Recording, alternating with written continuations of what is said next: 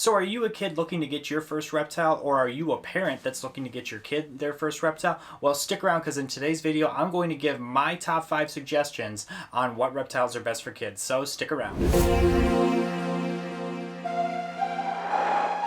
My name is Nick Pulaski. Growing up, I have always had a passion for wildlife, and with that passion, along with my passion of filmmaking, I get taken on some amazing adventures creating wildlife content, getting up close with a variety of incredible animals. So come follow along as I pursue my goals of educating, inspiring, exploring, and conserving wildlife, all while having fun, seeing the beauty in our natural world. Hey, what's going on, everybody? Thank you so much for joining me here today. As you can see, I am not alone. I am with actually Ruby, my leopard gecko right here. Now, these are my personal suggestions that I would recommend to people, and I have recommended to people in the past on what I believe is a great reptile for a child to handle, hold, and take care of. Now, though these are suggestions that I give people for their kids, that does not mean as an adult, the parent that is watching this video, that they are just to run off and do these things all independently on their own. It is also up to the parent to also be involved in the care and the maintenance of the animal as well too, to make sure that the animal is being taken care of properly. It also helps with teaching the children how to properly take care of the animal as well too. For both the reptile and the kid involved, it's all a win-win at the end of the day. Plus two, when you are involved, that's how you, one, get involved and really get attached to these animals, because they are really, really cool creatures for sure. Reptiles are amazing pets for sure. But also too, it also helps with knowing that there is maintenance being done that is not going to make things smell, or making sure that things are not going to potentially escape. Those are big things as well too, is making sure all the things are aligned so those things do not happen at the end of the day. Make sure that you're personally involved with the care of the animal, because at the end of the day, it is the kid's responsibility as well as it is your responsibility to make sure that that animal is taken care of properly. So both you and your kid doing the research, I would say, is definitely a high top priority thing for sure. Now, this video is not going to be a care guide for all the specific reptiles that I'm going to be listing. There are definitely a bunch of resources out there for the species that I'm going to be listing, so you guys can go check that out on your own time as well too. There's a whole bunch of stuff, and really do some nice thorough research to really make sure that you're bringing in the right pet for you guys in your household. I definitely think doing the research beforehand and not impulsively buying something is definitely the proper thing to do, making sure that the setup is all in place and all that, but that is something that I definitely would recommend doing. And I also have video links above of how to shop for your first reptile as well too, so definitely go check out those videos as well. Also, during any handling or maintenance for the reptile, it's always recommended that the parent is supervising as well too, to make sure that there's proper handling being involved between the reptile and the kid. Now, nothing that I suggest is going to be dangerous for your kid. Obviously, anything with a mouth can bite you, right? Including your dog, your cat, anything, your chicken, anything can personally bite you. I mean, including reptiles as well too. But the bites for the things I'm going to suggest are going to be a lot less intense compared to a dog or a cat bite. Now, with all these species that I'm going to suggest, though they have their own personal care requirements, it's not going to be anything intensive that you and your kid cannot do together for sure. So definitely keep that in mind as well too. I want to position that ahead of time so you guys aren't getting into a bind with the care requirements for these animals for sure. I can assure you on that. It's also good to always keep some money set aside in case if anything does go wrong with the animal, so you have a backup in terms of vet bills, or if there's anything that the enclosure or the reptile personally needs in terms of lighting or heating or food or anything like that. It's always good to keep a rainy day fund just on hand. With the variety of reptiles, I'm personally going to suggest all of these reptiles can fit comfortably in a kid's bedroom for sure. They're not going to take up that much space whatsoever. Without further ado, let me start this list off with number 5, which is going to be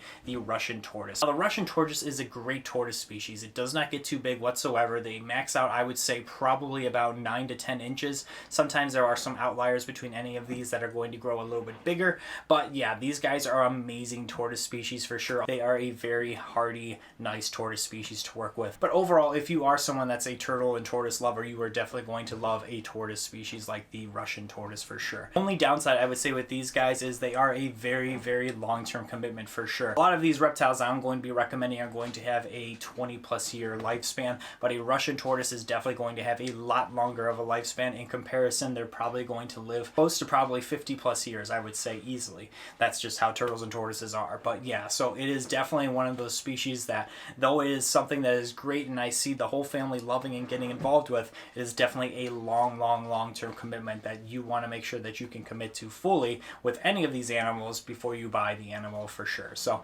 definitely look into that and definitely take those things into account. now. The next suggestion I have at number 4 is actually sitting in my hand right here. It is a leopard gecko like Ruby right here, and she is doing a perfect display of what a adult leopard gecko is like. Totally calm, very curious, very sweet, and they are great to handle. Now, they are a lot smaller and they can be a little bit more fragile, but I mean, there is a reason why they are so popular in the pet trade, is because of their docile personality and super easy to maintain as well too, which is great. You know, I mean, these are definitely really cool personable animals. They come in a whole bunch of different color mutations as well too, and really their care requirements are not too intense too. They're actually kind of like cats, where they actually like to poop in the same corner, kind of like a cat pooping in a litter box. So they actually will just kind of poop in one same area, which is very easy for spot cleaning and maintenance as well too, which is actually pretty cool and convenient. So definitely recommend leopard geckos as another potential great option for your kid. But number 3, the next suggestion that I have for this list is actually ball pythons. Now, being a snake person, that's no surprise to you guys. I mean, I work with a whole bunch of ball pythons here, so I'm kind of partial to those species. But the reason that I would say they sit at number 3 is for maybe a couple different reasons. The first reason being that they do get a little bit larger in size, so they're probably going to be the largest reptile out of all of these species, maxing at, females max about like maybe 4.5 to 5 feet sometimes, but they normally stay between 3 to 4 feet on average. That would be the first reason, is they are probably about a medium-sized species of snake, which actually can be a beneficial thing because it's easier to maybe handle that snake as well too, because it has more body mass to it. Personally, I kind of see that as a plus, but to some people that may be too much snake for them personally.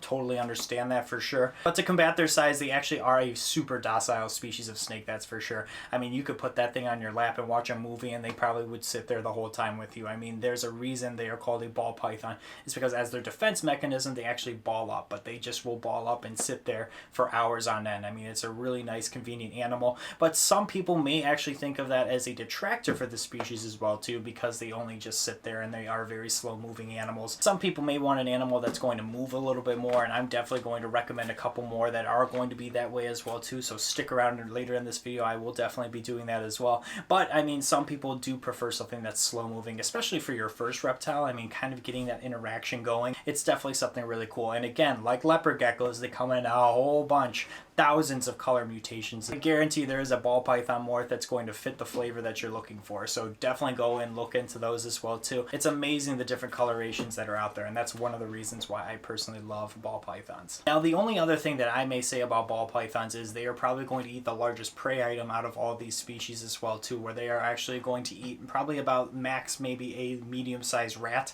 The other species of snakes that I'm personally going to recommend can just stay on mice their whole lifespan and they'd be totally fine. But also sometimes just randomly out of the blue, there could be hunger strikes in your snakes as well too, your ball pythons. People struggle with getting their ball pythons to eat at certain times of the year. They'll just kind of fast for about maybe 4 or 5 months, even sometimes longer even, and that is something that's totally common with the species, but it's not something to worry about unless if they're drastically losing weight. But that is something that does happen with that species, and I wanted to put that out there as well too. But again, don't let that be something that's a factor to detract you from the animal, because like I said, there's a reason they are one of the top animals for sure in the pet trade, is because of their docile personality and how well they thrive in captivity. So definitely keep that in mind as well. The next species that I'm going to recommend at number 2 here is a bearded dragon. It's only a bit bigger of a species of lizard for sure, but they are very, very personable. And again, having more body mass to an animal is sometimes easier for a kid to pick up and handle, and they are very, very docile. Like I said, they're super, super relaxed. The only time I've actually been bitten by a bearded dragon was not out of aggression, but actually because it mistook me for food,